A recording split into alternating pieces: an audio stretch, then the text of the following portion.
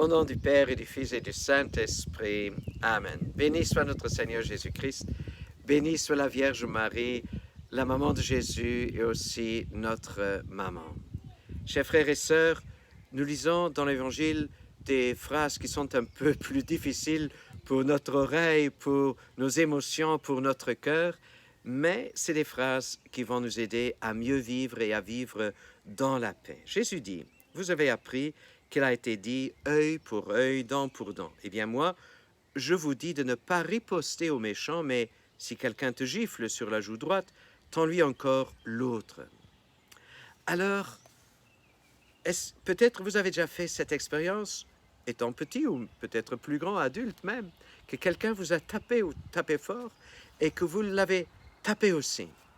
Alors, qu'est-ce qu'il y avait dans votre cœur? Est-ce que vous étiez content? Est-ce qu'il y avait la paix par après dans votre cœur? Honnêtement parlant, chers frères et sœurs, moi, je ne suis jamais content, même si j'ai pu rendre à quelqu'un, je ne serais pas content dans mon cœur d'avoir fait du mal à quelqu'un. Nous ne sommes pas faits pour faire du mal à quelqu'un. Alors, voilà pourquoi Jésus dit, il est mieux de souffrir plutôt que de faire souffrir. Ça, c'est dans son intention et il veut que nous soyons heureux. Alors Jésus va plus loin et il dit encore, et si quelqu'un veut te faire un procès et prendre ta tunique, laisse-lui encore ton manteau. Donc il parle d'une générosité où nous nous dépassons, même si la situation ou la requête peut s'avérer être injuste. Et puis il dit, si quelqu'un te demande de faire 1000 pas avec toi, faisons 2000 avec lui. Chers frères et sœurs, parfois nous avons du mal à donner encore davantage. Souvent nous disons, mais maintenant c'est assez, je suis déjà fatigué, j'ai déjà donné autant et dans autant, j'ai déjà eu autant de patience avec telle ou telle personne. Combien de fois, ma mère, quand elle était malade, quand elle était âgée, elle m'a dit, quand je la visitais, mais Franz, est-ce que tu ne pourrais pas rester encore un bout de temps? Alors je suis resté encore un tout petit peu. Un bon moment, j'ai dû partir quand même. Je vais vous donner maintenant un témoignage qui me revient avec cet évangile. Alors, j'étais arrivé au terme d'être en charge d'une paroisse du côté de la Moselle. Et pour terminer ce travail dans cette paroisse, on avait organisé un pèlerinage à Lourdes.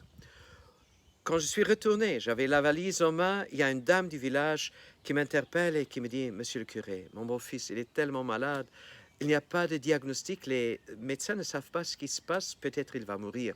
Est-ce que vous ne pourriez pas lui rendre visite ?» Alors, j'ai dit oui, et 2-3 jours plus tard, je me suis rendu à cet hôpital qui était tout à fait neuf. Alors, la station aux soins intensifs était neuve aussi. Alors, heureusement. Alors, j'étais fatigué. Alors, j'ai fait les prières qu'un prêtre fait, l'onction des malades. J'ai prié pour bien l'accompagner, pour faire ce passage de ce monde vers Dieu notre Père. J'ai connu cette personne, il était membre de la chorale en plus. Et puis, je me suis dit, voilà, j'ai fait mon travail et je peux m'en aller. Et je me dirigeais vers la porte quand j'ai eu l'appel intérieur de mon cœur, reste encore un peu. Je ne comprenais pas trop, je me suis retourné vers le malade et au moment de me retourner et d'aller dans sa direction, me vient dans mon cœur une phrase du psaume 118. « Non, je ne mourrai pas, je vivrai et je proclamerai les merveilles de Dieu. » Alors, j'ai prononcé cette phrase tout simplement à l'adresse de cette personne en la disant avec son nom. « Tu ne mourras pas, tu vivras, tu proclameras les merveilles de Dieu. Tu vas retourner à la maison, tu vas chanter de nouveau à la chorale. » Pas trop de réaction. Et puis, j'ai pris sa main et je lui ai dit, « Écoute, si tu m'entends, presse un peu ma main. » Alors, il a serré légèrement ma main, un petit signe de vie. Et j'ai redit la parole du psaume 118. Et alors, je lui ai dit, « Écoute, si vous m'entendez, ouvrez les yeux. » Alors, il a ouvert légèrement les yeux. Il ne pouvait pas parler parce qu'il avait plein de câbles, une trachéotomie, plein de ces choses médicales nécessaires. Alors, je lui ai répété la phrase du psaume 118. « Tu ne mourras pas, tu vivras, tu proclameras les merveilles de Dieu. » À ce moment, la porte s'ouvre. J'étais un peu étonné et je me suis dit, qu'est-ce qu'ils vont penser de moi si je parle de telle manière à cette personne vraiment malade? Alors, c'était pas une infirmière, mais c'était son épouse et son fils jeune instituteur. Alors, ils m'ont dit, Monsieur l'abbé, qu'est-ce qui s'est passé ici? Pour moi, c'était un léger choc. Je me suis dit, est-ce que j'ai fait quelque chose de mal? Alors, ils m'ont dit, non, il y a une amélioration. On le voit, il y a un changement. Alors, je leur ai dit ce que j'avais fait, que j'avais prié un tout petit peu. Je ne parlais pas de cette phrase, tu ne mourras pas, tu vivras, parce que je ne savais pas quand est-ce qu'ils vont prendre cette phrase. Alors, je suis parti. 10 jours plus tard, cet homme a été à la maison, auprès de sa famille, et quelques semaines plus tard, de voir à la chorale. Ce qui est intéressant, c'est que sa nièce, à ce moment-là, venait travailler dans mon ménage dans la nouvelle paroisse. Alors je lui ai demandé les nouvelles de son oncle en lui posant la question, moi et ton oncle, comment est-ce qu'il va? Est-ce qu'il n'a jamais rien raconté de ma visite quand j'étais là? Oh, je vais lui demander. Alors quelques jours plus tard, elle revient et elle me dit, oui, monsieur le curé, il est venu, il a serré contre le lit. Et là, je me suis réveillé. C'était un peu rigolo à entendre la façon dont le malade a perçu cette même situation. Alors, moi, j'étais vraiment sûr.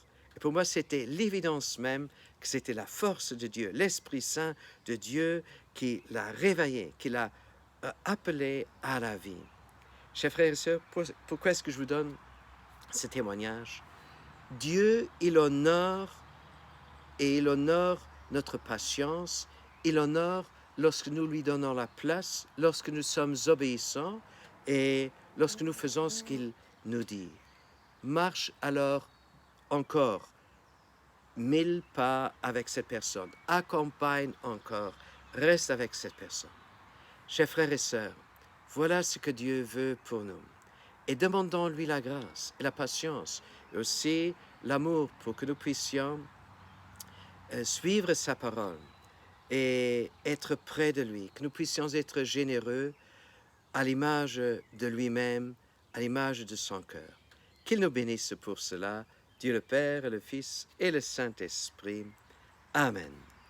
À nous tous, une sainte journée dans l'amour du Dieu vivant.